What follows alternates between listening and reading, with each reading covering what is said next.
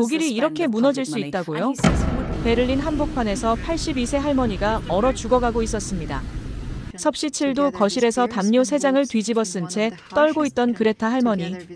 월 난방비 95만 원을 내고도 집은 냉동 창고였습니다. 러시아 가스가 끊긴 후 독일 전역이 공포에 떨었고 지난 겨울만 해도 이 동네에서 3명의 노인이 자기 집에서 얼어 죽었습니다. 손녀 안나는 건물주와 이웃들의 반대를 무릅쓰고 위험천만한 도박을 걸었습니다. 전 재산을 털어 할머니 집 바닥을 모두 뜯어낸 겁니다. 크리스마스까지 단 5일. 실패하면 할머니는 거리로 내몰리고 안나는 파산입니다. 하지만 독일인들이 몰랐던 게 하나 있었습니다. 한국 바닥의 비밀을요. 82세 할머니가 생애 처음 맨발로 자기 집을 밟던 그 순간 베를린 전체가 놀라 떨었습니다. 지금부터 그 기적 같은 5일의 기록을 공개합니다. 영상 시작 전 구독과 좋아요는 큰 힘이 됩니다. 그리고 한국 기술의 위대함이 전 세계에 퍼질 수 있도록 댓글로 대한민국 화이팅 남겨주세요. 지금 어디서 이 방송을 듣고 계신지도 댓글로 남겨주세요. 우리는 멀리 있어도 대한민국이라는 이름으로 하나니까요. 그럼 오늘의 사연 시작합니다. 저는 안나 김입니다. 28살이고 베를린에서 건축가로 일하고 있어요. 아버지는 한국인, 어머니는 독일인이죠. 오늘은 제 할머니 이야기를 들려드리려고 합니다. 2024년 12월 23일 저녁 6시, 저는 베를린 크로이츠베르크에 있는 할머니 집 초인종을 눌렀어요. 문이 열리자마자 차가운 공기가 얼굴을 때렸습니다. 음악보다 안이 더 춥게 느껴졌어요. 거실로 들어서는 순간 저는 멈춰 섰습니다. 82세 할머니 그레타가 소파에 웅크리고 앉아 계셨어요. 담요를 3장이나 뒤집어 쓰고 계셨죠. 벽에 걸린 온도계는 섭씨 7도를 가리키고 있었습니다. 할머니, 왜 이렇게 추워요? 난방을 안 틀으셨어요? 할머니는 고개를 저으셨어요. 틀었단다, 안나. 최대로 틀었어. 그래도 이 모양이야. 전기 히터 2대가 빨갛게 달아오르고 있었지만 소용없었습니다. 제 입김이 하얗게 보일 정도였어요. 부엌으로 가보니 더 충격적이었습니다. 수도꼭지를 틀었는데 물이 나오질 않았어요. 파이프가 얼어붙어 있었던 겁니다. 저는 할머니께 물었습니다. 난방비가 한 달에 얼마나 나와요? 할머니는 탁자 위 청구서를 가리키셨어요. 650유로야. 한화로 95만 원쯤 되죠. 내 연금의 70%란다. 그래도 집은 여전히 이렇게 춥구나. 러시아 가스 공급이 중단된 후 독일 전역의 난방비가 3배나 폭등했거든요. 특히 노인들이 가장 큰 타격을 받았습니다. 할머니 같은 연금 수령자들은 난방비를 감당할 수 없었죠. 할머니가 조용히 말씀하셨어요. 지난 겨울에 이 동네에서 3분이 돌아가셨어. 모두 추위 때문이었지. 독감이 저체온증으로 악화됐대. 이번 겨울엔 내 차례일지도 모르겠구나. 저는 가슴이 무너지는 것 같았습니다. 할머니는 제가 어릴 때 저를 키워주신 분이에요. 독일에서 외국인 아버지를 둔 저를 차별 없이 사랑해 주셨죠. 그런 할머니가 자기 집에서 얼어 죽을 위기에 처해 있다니요. 저는 할머니 손을 꼭 잡았습니다. 할머니, 제가 해결하겠습니다. 반드시 이 집을 따뜻하게 만들어 드릴게요. 그날 밤 저는 할머니와 마주 앉았습니다. 제 머릿속에는 어릴 적 아버지가 들려주신 이야기가 떠올랐어요. 한국의 온돌 이야기였죠. 할머니, 제가 아는 방법이 있어요. 한국에는 온돌이라는 바닥 난방 시스템이 있거든요. 바닥 아래에 따뜻한 물이 흐르는 파이프를 깔아서 집 전체를 데우는 거예요. 에너지 효율이 지금 히터보다 훨씬 좋습니다. 할머니의 표정이 굳어졌습니다. 안나, 그건 안 돼. 이 집은 100년이 넘은 독일 건물이야. 동양 바닥 난방이 여기에 맞을 리 없어. 하지만 할머니, 독일 신축 건물들도 요즘 바닥 난방을 많이 사용해요. 온돌은 그 원조이고 더 효율적이에요. 할머니는 고개를 저으셨습니다. 난 평생을 이 방식으로 살았어. 지금 와서 바꿀 순 없단다. 다음 날 아침, 저는 이웃 노인들을 찾아갔습니다. 할머니를 설득하려면 그분들의 도움이 필요했거든요. 하지만 반응은 더 차갑게 냉랭했습니다. 78세 한스 할아버지가 팔짱을 끼고 말했어요. 젊은이, 그건 위험한 생각이야. 100년 된 건물 바닥을 뜯는다고. 집이 무너질 수도 있어. 옆집 마르타 할머니도 거들었습니다. 외국 방식이 우리 독일 집에 맞을까? 난 믿을 수 없어. 가장 큰 문제는 건물주였습니다. 저는 오후에 헤르 슈미트 씨를 찾아갔어요. 50대 중반의 그는 사무실에서 저를 차갑게 맞았습니다. 김양, 임대 계약서 읽어보셨죠? 무단 개조는 엄격히 금지되어 있습니다. 만약 허락 없이 공사를 진행하면 즉시 계약 해지입니다. 그레타 할머니는 거리로 쫓겨나는 거예요. 하지만 할머니가 추위로 건강을 잃고 계세요. 이대로는 안 됩니다. 그건 내 책임이 아닙니다. 난방비가 비싼 건 정부 탓이지 내 잘못이 아니에요. 저는 베를린 시청 건축과도 찾아갔습니다. 담당 공무원은 서류 뭉치를 제 앞에 내려놓았어요. 역사 건물 개조 허가 신청서입니다. 구조안전진단서, 에너지 효율 보고서, 기술 시방서가 필요하죠. 심사에만 최소 6주가 걸립니다. 6주요? 그때까지 할머니가 버티실 수 있을까요? 그건 제 소관이 아닙니다. 규정은 규정이니까요. 그날 밤 저는 잠을 이룰 수 없었습니다. 할머니는 거부하고 이웃들은 반대하고 건물주는 위협하고 시청은 규정만 이야기했어요. 하지만 저는 포기할 수 없었습니다. 새벽 2시까지 노트북 앞에 앉아 있었어요. 온돌의 에너지 효율 데이터, 독일 건물 적용 사례, 비용 절감 효과를 정리했습니다. 28쪽짜리 기술 제안서를 완성했죠. 크리스마스까지 이틀밖에 남지 않았습니다. 시간과의 싸움이 시작됐어요. 12월 24일 아침, 저는 포츠담 광장에 있는 독일 에너지 효율 연구소로 달려갔습니다. 크리스마스 이브였지만 연구소는 운영 중이었어요. 닥터 슈테판 베버 박사님이 저를 맞아주셨습니다. 60대 초반의 그는 독일 최고의 난방 시스템 전문가였죠. 한국 온돌 시스템이요? 흥미롭네요. 우리도 최근에 연구했습니다. 박사님은 컴퓨터 화면을 돌려 보여주셨어요. 그래프와 수치들이 가득했습니다. 기존 전기 히터와 비교했을 때 온돌의 에너지 효율은 55% 더 높습니다. 특히 오래된 건물의 경우 단열 개선과 함께 시공하면 효과가 더 크죠. 저는 박사님께 공식 보고서를 요청했습니다. 박사님은 즉석에서 6쪽짜리 기술평가서를 작성해 주셨어요. 이걸 시청에 제출하세요. 도움이 될 겁니다. 오후에 할머니 집으로 돌아왔을 때 상황은 더 악화되어 있었습니다. 할머니가 소파에 누워 계셨어요. 기침을 심하게 하고 계셨죠. 할머니, 괜찮으세요? 괜찮단다. 그냥 좀 춥고 기침이 나올 뿐이야. 하지만 할머니 손은 얼음장처럼 차가웠습니다. 무릎 관절염 약을 2배로 먹고 계셨어요. 추위가 관절을 더 아프게 만들었던 겁니다. 저는 결심했습니다. 더 이상 기다릴 수 없다고요. 그날 저녁 저는 건물주 헤르 슈미트 씨를 다시 찾아갔습니다. 에너지 연구소 보고서와 제 기술 제안서를 내밀었어요. 이 데이터를 보세요. 온도를 설치하면 난방비가 절반 이하로 줄어듭니다. 건물 가치도 올라가요. 요즘 독일에서 바닥 난방이 있는 집은 임대료를 더 받을 수 있거든요. 슈미트 씨가 서류를 꼼꼼히 읽었습니다. 10분 후 그가 입을 열었어요. 좋습니다. 하지만 조건이 있어요. 모든 공사는 당신 책임입니다. 만약 실패하면 원상 복구 비용을 전액 부담해야 해요. 그리고 구조적 문제가 생기면 즉시 중단하고 당신이 모든 배상을 해야 합니다. 알겠습니다. 약속드리죠. 다음 날 아침 크리스마스였습니다. 저는 베를린 시청으로 달려갔어요. 비상 연락망을 통해 건축과 과장을 만날 수 있었습니다. 김양, 오늘은 공휴일입니다. 무슨 일이죠? 저는 모든 서류를 쏟아부었습니다. 에너지 연구소 보고서, 건물주 동의서, 할머니의 건강 기록, 온돌 시공 계획서까지요. 과장님은 한참을 고민하시더니 말씀하셨어요. 시범 프로젝트로 승인하겠습니다. 하지만 베를린 공인 건축감독관의 검수를 받아야 해요. 그리고 5일 안에 완료하세요. 5일이요? 네. 연말까지요. 실패하면 다시는 이런 특별 승인은 없습니다. 저는 은행으로 달려가 제 통장을 확인했습니다. 12,000유로. 제 전 재산이었어요. 건축가로 일하며 3년간 모은 돈이었죠. 이걸 모두 털어넣기로 했습니다. 할머니 집으로 돌아가 말씀드렸어요. 할머니, 승인받았어요. 이제 시작할 수 있어요. 할머니는 불안한 표정이었습니다. 안나, 정말 괜찮을까? 저는 할머니 손을 꼭 잡았습니다.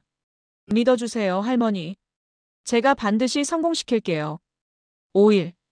크리스마스부터 연말까지 저의 모든 것을 건 도박이 시작됐습니다. 12월 26일 아침 8시, 저는 아버지 김민수와 함께 할머니 집에 도착했습니다. 아버지는 55세로 베를린에서 30년째 기계 엔지니어로 일하고 계세요. 제가 어릴 때 온돌 이야기를 들려주신 분이죠. 트럭에서 공구들을 내렸습니다. 전동톱, 망치, 파이프 절단기, 단열재, 온수 파이프 뭉치까지. 이웃들이 하나둘 창밖으로 고개를 내밀었어요. 아버지와 저는 거실 가구를 모두 치웠습니다. 소파, 탁자, 오래된 장롱까지. 50년 된 나무 바닥이 그대로 드러났죠. 할머니는 구석에 서서 불안한 표정으로 지켜보고 계셨어요. 저는 전동톱을 들었습니다. 심호흡을 한 번 하고 바닥에 톱을 댔죠. 끼잉! 날카로운 소리와 함께 나무 판자가 벗겨지기 시작했습니다. 한 장, 두 장, 세 장. 바닥재를 걷어내자 그 아래가 드러났습니다. 저는 그 자리에 얼어붙었어요. 아버지도 마찬가지였습니다. 세상에 안나. 이것 봐. 단열재가 전혀 없었습니다. 50년 된 나무 바닥 아래는 그냥 검은 콘크리트 슬래브였어요. 곳곳에 금이 가 있었고 습기로 얼룩져 있었습니다. 곰팡이 냄새가 코를 찔렀죠. 할머니가 다가오셨습니다. 왜 그래, 안나? 할머니, 여기 좀 보세요. 단열이 전혀 안 돼 있어요. 이러니까 난방을 아무리 해도 열이 다 빠져나간 거예요. 할머니는 한숨을 쉬셨습니다. 원래 그래, 안나. 1970년대에는 다 이렇게 지었어. 난 평생 이렇게 살았단다. 밖에서 소리가 들렸습니다. 이웃 한스 할아버지가 창문을 두드리고 있었어요. 그레타, 괜찮아? 집을 파괴하고 있는 거 아냐? 다른 이웃들도 모여들었습니다. 마르타 할머니, 얀 부부, 터키계 파티마 아주머니까지. 모두들 걱정스러운 표정이었어요. 저봐, 바닥을 다 뜯어냈어. 저러다 건물이 무너지는 거 아니야? 외국인들이 독일 건축을 뭘 알겠어. 그레타가 위험해. 아버지가 제 어깨를 두드렸습니다. 안나, 신경 쓰지 마. 우리 계속하자. 오후 내내 바닥을 걷어냈습니다. 거실, 복도, 할머니 침실까지. 모든 바닥이 똑같았어요. 단열재 없음, 습기와 곰팡이 가득. 60제곱미터가 완전히 노출됐습니다. 저녁 6시, 첫날 작업이 끝났습니다. 집은 더 추워졌어요. 바닥이 모두 뜯겨진 채라 찬 공기가 콘크리트에서 올라왔거든요. 온도계는 섭씨 4도를 가리켰습니다. 할머니는 두꺼운 외투를 입고 떨고 계셨어요. 2층 이웃집으로 피신하셨죠. 그날 밤 아버지와 저는 작업 계획을 수정했습니다. 생각보다 상황이 심각했어요. 단순히 온돌 파이프만 깔 게 아니라 습기 방지부터 완전히 다시 해야 했습니다. 아빠, 5일 안에 끝낼 수 있을까요? 아버지는 고개를 끄덕였습니다. 할 수 있어, 안나. 우리가 반드시 해내는 거야. 하지만 저는 두려웠습니다. 할머니 집은 이제 바닥 없는 폐허가 되어 있었고 이웃들은 저를 의심의 눈초리로 보고 있었어요. 만약 실패하면 할머니는 집을 잃게 됩니다. 첫날 밤, 저는 잠들 수 없었습니다. 12월 27일 아침 6시, 저는 잠도 제대로 못 자고 할머니 집에 도착했습니다. 아버지는 이미 와 계셨어요. 오늘은 습기 방지막과 단열재를 깔아야 하는 날이었습니다. 두꺼운 비닐 재질의 방습 시트를 펼쳤어요. 콘크리트 바닥 전체를 덮는 작업이었죠. 아버지와 둘이서 무릎 꿇고 기어다니며 틈새 하나 없이 테이프로 붙였습니다. 오전 10시쯤이었어요. 현관문을 두드리는 소리가 들렸습니다. 이웃 한스 할아버지였어요. 손에 낡은 공구 가방을 들고 계셨죠. 안나, 내가 도와주겠네. 저는 깜짝 놀랐습니다. 어제 반대하시던 분이 아니었나요? 한스 할아버지는 바닥을 내려다보며 말씀하셨어요. 어젯밤 그레타를 봤어. 2층 우리 집에서 떨고 있더군. 70년 전쟁 친구야. 이렇게 둘 순 없어. 할아버지는 78세지만 40년간 배관공으로 일하신 분이었어요. 무릎을 꿇고 콘크리트 바닥을 손으로 두드리며 확인하셨습니다. 여기 금이 간 곳이 있네. 이걸 먼저 메워야 해. 안 그러면 나중에 습기가 올라와. 할아버지는 시멘트 보수제를 가져와 금간 부분을 꼼꼼히 메우셨어요. 독일인 특유의 정밀함이었죠. 점심때쯤 터키계 이웃 파티마 아주머니가 음식을 들고 오셨습니다. 따뜻한 수프와 빵이었어요. 일하는데 굶으면 안 되죠. 드세요. 오후에는 폴란드 청년 얀이 찾아왔습니다. 25살쯤 되어 보였어요. 건설 현장에서 일한다고 했습니다. 저도 도울게요. 자재 나르는 거 도와드릴게요. 단열재를 2층에서 1층으로 나르는 작업은 힘들었거든요. 얀이 큰 힘이 됐습니다. 넷이서 일하니 속도가 훨씬 빨라졌어요. 오후 5시, 드디어 단열재 작업이 끝났습니다. 10cm 두께의 단열재가 바닥 전체를 덮었죠. 한국에서는 보통 5cm인데 독일이 더 춥기 때문에 2배로 깔았습니다. 이제 온수 파이프를 배치할 차례였어요. 구불구불한 파이프를 30cm 간격으로 깔아야 했습니다. 가장 중요한 작업이었죠. 아버지와 저는 밤늦게까지 파이프를 배치했습니다. 한스 할아버지도 함께 해주셨어요. 파이프가 조금이라도 꺾이면 안 되거든요. 물이 제대로 순환하지 못하니까요. 셋째 날 저녁 8시 위기가 찾아왔습니다. 모든 파이프 배치를 끝내고 지하 보일러실로 내려갔어요. 오래된 온수 보일러에 파이프를 연결하는 작업이었습니다. 아버지가 렌치로 연결부를 조였어요. 저는 압력계를 지켜봤죠. 보일러 전원을 켰습니다. 윙. 모터가 돌아가는 소리가 들렸어요.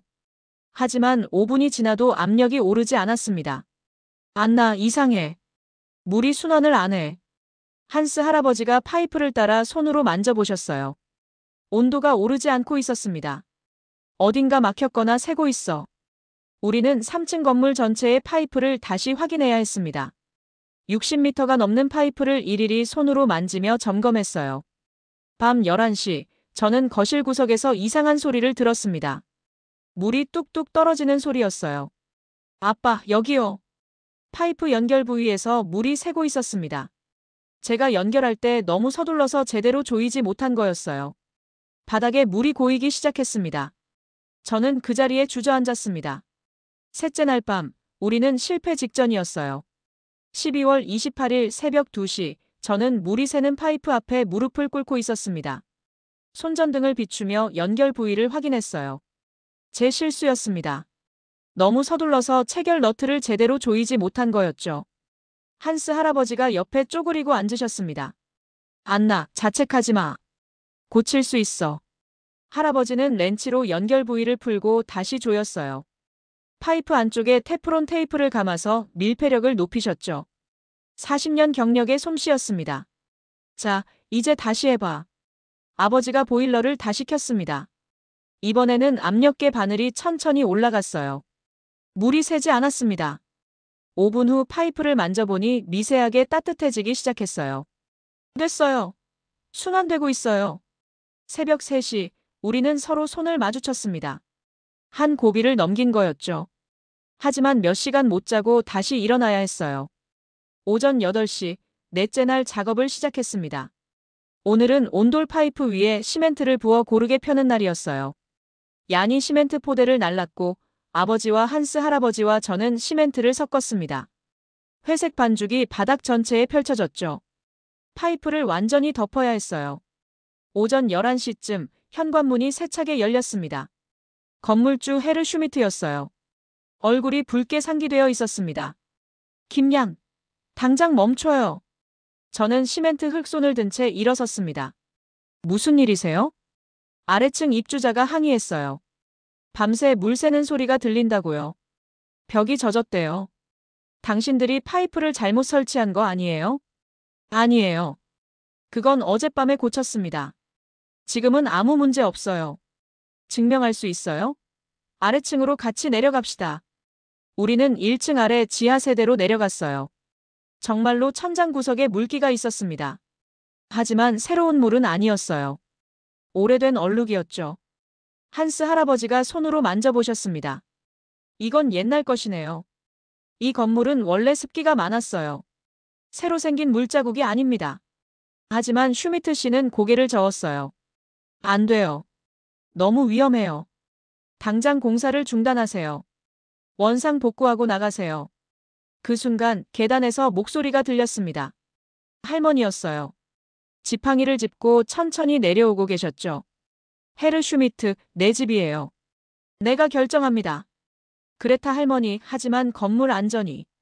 내 손녀는 나를 살리려고 하는 거예요. 당신은 그동안 뭘 했나요? 난방비가 하늘 높은 줄 모르고 치솟는데 아무것도 안 해줬잖아요.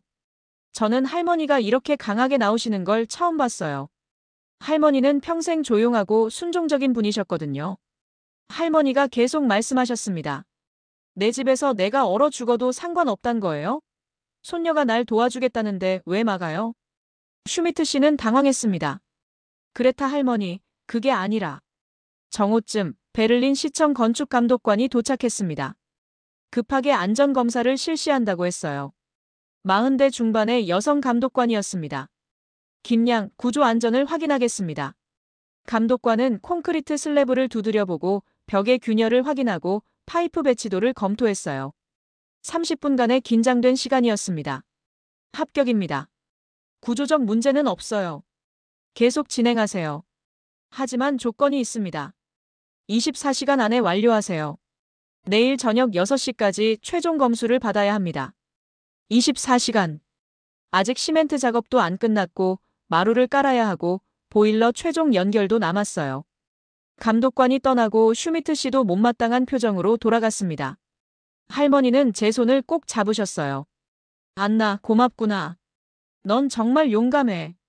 넷째 날 오후, 우리는 밤샘 작업을 각오했습니다. 24시간. 이제 정말 마지막 기회였어요. 12월 28일 오후 6시, 우리는 밤샘 작업에 돌입했습니다. 24시간 안에 모든 걸 끝내야 했어요. 시멘트가 굳는 데만 8시간이 필요했습니다. 우리는 산업용 팬 4대를 돌려 건조 속도를 높였어요. 파티마 아주머니가 커피를 계속 끓여주셨고 마르타 할머니는 담요를 가져다 주셨죠. 자정이 되자 시멘트가 어느 정도 굳었습니다. 이제 마루를 깔 차례였어요. 독일산 참나무 마루판 60제곱미터였습니다. 아버지와 한스 할아버지와 얀과 저 넷이서 마루를 깔기 시작했어요. 딸각딸각 하나씩 마루판이 맞춰졌습니다. 손이 부르틀 만큼 반복 작업이었죠. 12월 29일 새벽 5시 마지막 마루판을 끼워 넣었습니다. 거실, 복도, 할머니 침실까지 모두 완성됐어요. 새 마루 냄새가 집 안가득 퍼졌습니다. 이제 남은 건 보일러 최종 연결뿐이었습니다. 아버지와 한스 할아버지가 지하 보일러실로 내려가셨어요. 저도 따라갔죠. 온도 조절 시스템을 설치하고 안전 밸브를 점검했습니다. 오전 10시 시운전을 시작했어요. 보일러가 돌아가고 물이 파이프를 순환했습니다. 압력도 정상, 온도도 서서히 올라갔어요. 오후 3시 베를린 시청 감독관이 도착했습니다. 최종 검수 시간이었죠. 감독관은 2시간 동안 꼼꼼히 확인했습니다. 전기 안전, 수압 테스트, 보일러 작동, 온도 조절기까지. 저는 가슴이 터질 것 같았어요. 오후 5시 감독관이 서류에 서명했습니다. 합격입니다. 안전기준을 모두 충족했어요. 축하합니다, 김양. 우리는 환호성을 질렀습니다. 5일간의 전쟁이 끝난 거예요. 오후 6시 드디어 그 순간이 왔습니다. 거실에는 할머니, 이웃들이 모두 모여 있었어요. 한스 할아버지, 마르타 할머니, 파티마 아주머니, 얀 부부, 그 외 10여 명의 이웃들까지. 모두가 숨죽이고 지켜봤습니다. 저는 벽에 설치한 온도 조절기 앞에 섰습니다. 손이 떨렸어요. 할머니, 이제 시작하겠습니다. 할머니는 팔짱을 끼고 불안한 표정을 지으셨어요. 정말 될까, 안나? 저는 온도를 22도로 설정하고 전원 버튼을 눌렀습니다. 딸깍. 온도 조절기 화면에 불이 들어왔어요. 지하에서 보일러가 작동하는 소리가 들렸습니다. 5분이 지났습니다. 아무 변화가 없었어요. 10분, 15분. 여전히 바닥은 차가웠습니다. 사람들이 수군거리기 시작했어요. 안 되는 거 아냐? 너무 오래 걸리는데. 20분이 지났을 때였습니다. 저는 맨발로 바닥을 밟아봤어요. 미세하게 온기가 느껴졌습니다. 느껴져요. 따뜻해지고 있어요. 한스 할아버지도 신발을 벗고 바닥에 손을 댔습니다. 맞아, 올라오고 있어. 30분 후 온기가 확실해졌습니다. 바닥 전체에서 따뜻함이 올라왔어요. 저는 할머니께 다가갔습니다. 할머니, 한번 밟아보세요. 할머니는 주저하셨습니다. 하지만 천천히 신발을 벗으셨어요. 82년 인생에서 독일 집 바닥을 맨발로 밟아본 적이 거의 없으셨을 거예요. 너무 추웠으니까요. 할머니가 양말 신은 발로 조심스럽게 바닥을 밟았습니다. 그 순간 할머니의 표정이 변했습니다. 눈이 커지고 입이 벌어졌어요. 따뜻해. 정말 따뜻해. 할머니는 한 걸음 더 걸으셨어요. 거실 중앙으로, 창가 쪽으로, 부엌으로. 어디를 가도 바닥은 똑같이 따뜻했습니다. 할머니는 양말마저 벗으셨습니다. 82년 만에 처음으로 맨발로 자기 집 바닥을 밟으신 거예요. 발바닥으로 전해지는 온기. 할머니는 그 자리에 멈춰 서셨어요. 그리고 천천히 무릎을 꿇었습니다. 바닥에 두 손을 짚고 고개를 숙이셨죠. 할머니의 어깨가 떨렸습니다. 한스. 당신도 이걸 느껴봤으면. 할머니는 오열하셨습니다. 돌아가신 할아버지 이름을 부르며 50년간 추위에 떨었던 세월, 혼자 남겨진 외로움, 그리고 지금 느끼는 따뜻함. 저도 할머니 옆에 무릎을 꿇었어요. 눈물이 멈추지 않았습니다. 이웃들이 하나둘 신발을 벗기 시작했어요. 모두가 맨발로 바닥을 밟아보며 감탄했습니다. 세상에, 정말 따뜻해. 이게 한국 온돌이구나. 창밖에서 지켜보던 사람들까지 들어와 체험했어요. 베를린의 겨울, 한국의 따뜻함이 독일 할머니 집을 채웠습니다. 2025년 2월 10일 할머니 집에 전기료 청구서가 도착했습니다. 할머니는 떨리는 손으로 봉투를 뜯으셨어요. 280유로. 지난달 650유로에서 280유로로 줄었습니다. 57% 절감이었어요. 한 달에 37만 원을 아끼게 된 거였죠. 할머니는 믿을 수 없다는 표정으로 청구서를 계속 들여다보셨습니다. 안나, 이게 정말이야? 네, 할머니. 그리고 더 좋은 소식이 있어요. 할머니 기침이 멈췄잖아요. 정말이었습니다. 따뜻한 집에서 지내신 지 한 달 만에 할머니의 만성 기침이 사라졌어요. 관절염 약도 절반으로 줄었습니다. 매일 아침 따뜻한 바닥에서 스트레칭을 하시거든요. 이제 할머니는 집에서 얇은 카디건만 입고 지내세요. 50년 만에 처음이라고 하셨어요. 소문은 빠르게 퍼졌습니다. 크로이츠베르크 지역 이웃들이 하나둘 찾아왔어요. 우리 집에도 설치할 수 있나요? 한 달에 23가구가 온돌 설치를 신청했습니다. 저는 주말마다 할머니 동네에서 작업했어요. 한스 할아버지와 얀도 계속 도와주었습니다. 3월 중순, 독일 공영방송 ARD에서 연락이 왔습니다. 다큐멘터리를 만들고 싶다고 했어요. 촬영팀이 할머니 집을 찾았습니다. 할머니는 카메라 앞에서 맨발로 거실을 걸으며 말씀하셨어요. 82년을 독일에 살았지만 집이 이렇게 따뜻한 건 처음입니다. 제 손녀가 한국 기술이 절 살렸어요. 방송이 나간 후 전국에서 문의가 쏟아졌습니다. 함부르크, 뮌헨, 쾰른에서 온돌 설치를 요청했어요. 베를린 시의회가 움직였습니다. 4월 시의회는 에너지 빈곤층 주택 개선 프로젝트를 승인했어요. 예산 300만 유로가 배정됐죠. 시 정부가 저를 기술자문위원으로 위촉했습니다. 회의에서 제가 발표했어요. 온돌 시스템은 단순한 난방이 아닙니다. 노인 건강 개선, 에너지 비용 절감, 탄소 배출 감소를 동시에 달성할 수 있어요. 5월부터 베를린 5개 구역에서 시범 사업이 시작됐습니다. 저는 아버지와 함께 기술 지원을 했어요. 독일 엔지니어들도 온돌 시공법을 배우기 시작했습니다. 여름이 지나고 가을이 왔습니다. 200가구의 온돌이 설치됐어요. 평균 난방비 절감률은 55%였습니다. 독일 연방에너지부가 전국 확대를 검토하기 시작했어요. 베를린이 모범 사례가 된 거죠. 독일 일간지 디차이트는 일면에 기사를 실었습니다. 한국의 지혜가 독일 에너지 위기의 해법이 되다. 제 사진과 할머니가 함께 있는 사진이었어요. 유럽 다른 나라들도 관심을 보였습니다. 프랑스, 네덜란드, 폴란드 정부에서 벤치마킹 요청이 왔어요. 지금은 2025년 11월입니다. 저는 오늘도 할머니 집에 있어요. 할머니와 함께 따뜻한 거실에서 차를 마시고 있습니다. 창밖으로 눈이 내리고 있어요. 베를린의 겨울이 다시 왔지만 할머니는 더 이상 추위에 떨지 않으세요. 맨발로 거실을 걸으시며 미소 짓고 계십니다. 할머니가 제 손을 잡으셨어요. 안나, 내가 내 인생을 바꿨구나. 아니에요, 할머니. 할머니가 제게 용기를 주셨어요. 그리고 한국 기술이 증명한 거예요. 따뜻함은 국경을 넘는다는 걸요. 벽에 걸린 사진을 봅니다. 작년 크리스마스, 온돌이 처음 작동하던 날 찍은 사진이에요. 할머니가 맨발로 바닥을 밟으며 울고 계시는 모습입니다. 그날 이후 베를린이 바뀌었습니다. 2,000가구가 넘는 집에 온돌이 설치됐어요. 독일 정부는 이 프로젝트를 한마이너스독 에너지 협력 모델로 지정했습니다. 오늘도 어딘가에서 누군가는 80년 만에 처음으로 맨발로 자기 집 바닥을 밟고 있을 거예요. 그리고 말하겠죠. 이제야 집이 집 같아. 온돌은 단순히 난방 시스템이 아니었습니다. 그것은 할머니와 손녀를 이어준 사랑이었고 한국과 독일을 연결한 따뜻함이었어요. 편견을 녹이고 이웃을 하나로 만드는 온기였습니다. 저는 오늘도 할머니 옆에 앉아 따뜻한 바닥을 느낍니다. 이 따뜻함이 유럽 전역으로 세상 곳곳으로 퍼져나가기를 바랍니다.